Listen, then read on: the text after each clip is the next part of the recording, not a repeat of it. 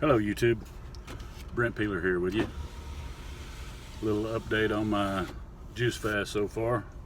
Before we get there, let's go ahead and, if you're new to this channel, go ahead and hit subscribe, thumbs up, thumbs down, comment, share this.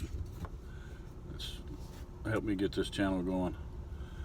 Today's day 9 of my juice fast.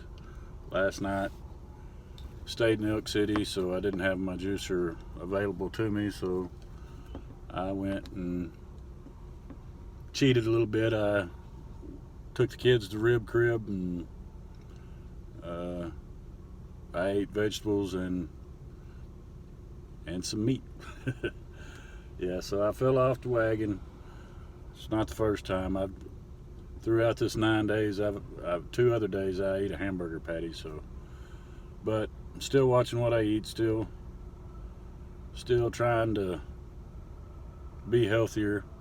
If you're new to this channel, welcome. Thank you for joining. Thank you for watching. Started this channel just to try to kind of document a weight loss, trying to juice fast. Just pretty much trying to document, or to leave, I don't know, for my records kind of deal, and to have memories of this plandemic we're going through. Like I say, I've made it 9 days, with a couple of,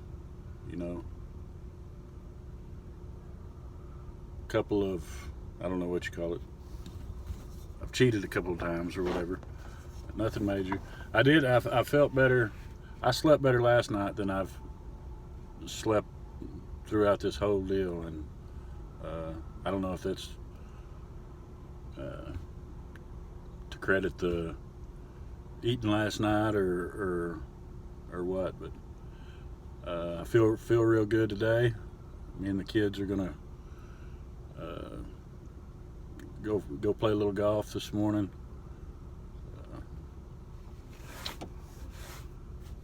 Back to the juice fast. The first few days are the toughest. I mean, that's a given. And it's not so much the hunger; it's just the wanting to eat. I just wanted to eat, not being hungry, just because that's the kind of, I guess that's what I was used to, just getting bored and starting to eat. And I packed on the pounds like that. I also, if you're new here, I went to a drug and alcohol rehab back in June of 2018. I made it for 9 months, clean and sober. Got up to 300 pounds. Went back to the drugs and lost 50 pounds with, I don't know, and sobered up again, or cleaned up. I still hadn't had a drink. June of this year will be 2 years that I haven't drank. And for me, that's a God thing. I couldn't have done that on my own. I'm still working on the other, but I'm going in the right direction. Like I say, I made it sober for 9 months. Went back out for a couple months. Sobered up again for about 4 months, and the weight just kept getting on up there. So it got up to about 275, and I did it again for about a month. Got back down to 250, and this time my weight was at 280, and I've got 109 days, something like that, clean and sober. And I'm trying to do this the right way, trying to do it, I'm an alcoholic and a drug addict, and I know how to do it. I want instant results, and that's my problem with everything. I do everything alcoholically, whether it be drinking or competition, playing sports, anything. You know, I want to be. I want it, and I want it now. That's the hardest thing that I have to deal with, and have to learn to change. I used to never have to worry about my weight. Now I do, and I know how frustrating it is, and people. If you see people that are overweight, it's not because they want to be. It's not because they're lazy. They may be lazy now, but it's you wake up and you know you slack up for, I don't know, in my case I never had to worry about weight. When I started gaining weight, I was proud. I mean, it took me 25 years to have my stomach just go over my pants a little bit, and I was proud of that because I was skinny. I looked like I'd missed many meals, and that was just my metabolism or whatever. I could eat anything I wanted to and never have to worry about it. And by the time I graduated high school, I drank every day, drank beer every day till I was 41 years old, I guess. And I mean, I drank probably a 12-pack to 18-pack every night. I loved beer. I loved the way it made me feel. It brought me out of my shell. 2 or 3 beers, shit, I'm a jolly good fellow. I loved beer. I didn't think it was hurting me, my health, and then it got to where, you know, slowly my blood pressure was high, then I started packing on the pounds, and I didn't look up till it was too late, and next thing you know, I'm so big that I was depressed. I just couldn't, I didn't have any self-confidence. I just, blah. And so I've found meth, and I used that to help me to where I could work. I thought it was helping me where I could work harder, longer, and it did until it didn't. And then it got to where I was just, you know, I was still on meth, but I wasn't getting anything accomplished. I was, you know, just brain dead, I guess, just and thinking nobody knew it, and thinking I was tricking everybody, and you know, I wasn't doing it to get high. I was doing it to get through the day, to get me out of bed in the morning, and before long, I was down to 220 pounds again, and you know, I told myself that I felt good, but deep down I was ashamed of what I was doing. I was neglecting my kids. I mean, that fog that hangs over your head when you're doing that stuff. I mean, it's no good. I thought I was doing it for all the right reasons, and looking back, I realized that it's not the answer to nothing. I wish that I could say that I would rather be fat than rather live that way. I'm trying to tell myself that, trying to coach myself into that, but deep down, I'm an alcoholic and an addict. You know, I mean, I know how to do this weight deal, and I know how to get the results I'm looking for quick. And I still want them quick, but I'm not looking to have any help with drugs, because like I say, drugs take away everything you ever loved, and they may not take it today, but they will get it. Alcohol too. I am glad, and I don't want to be sounding like I'm a spokesman for meth or drugs or any other, you know, vice but if it wasn't for the meth, I don't think that I could have quit the alcohol by myself. I mean, the only reason that I'm where I'm at right now is because of God, right? But I mean, it just made the transformation. Just, you know, I'd still buy beer every day, but I'd get to working and the beer'd get hot, so I'd just pour it out. But I mean, it was still like an insurance deal for me. I knew it was in my ice chest, so before long I was just I wasn't drinking, and that helped me with the, I didn't go when I come to Amarillo to get clean or whatever. I didn't go through the detox element of it because I'd kind of slowly tapered off of it that way. But alcohol was always my big crutch, and I knew I was alcoholic a long time ago. I didn't know how to quit. I mean, I knew to not drink it, and that would make you quit, but I would tell myself every morning that I wasn't going to drink again that day. But I did it for years and years and years. I just, as soon as I got off work, I was straight to the beer store, and it cost me lots of memories. I mean, I never got in trouble, never went to jail, never got a DUI, none of that.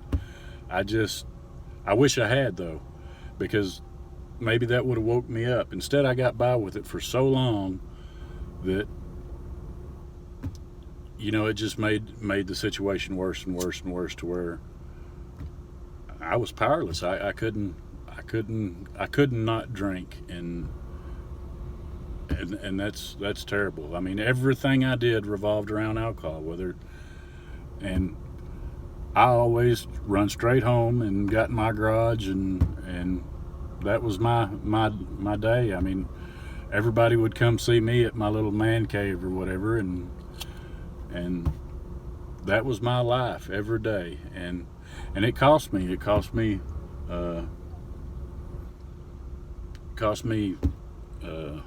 lots of things that I loved. Looking back at it now, I didn't realize it at the time, but I lost. Well, it between the two, it made me where I wasn't a dependable employee, and I wound up quitting a good job just because I had it in my head that I was right, and I was getting screwed over. But deep down, I mean, they'd worked with me every way in the world to every way they could, and I just kept feeling like I was the victim, and so I walked off a job of 15 years, and of course I have no regrets on that. Everything I did has led me here today. The drugs, the alcohol, the weight gain, the weight loss, the relationships I've had. I feel good about where I am today, and I feel like with God's help that I've got this, that I can overcome this now. I've had a few spurts of being clean, and I know I can do it. The scary part is through the clean spurts that I've had, that everything will be going great, and then one day I'll just wake up and think I'm running the show again, and fall back into something that tried to kill me, a few months ago. I don't understand. I guess that's the alcoholic in me, the addict in me, that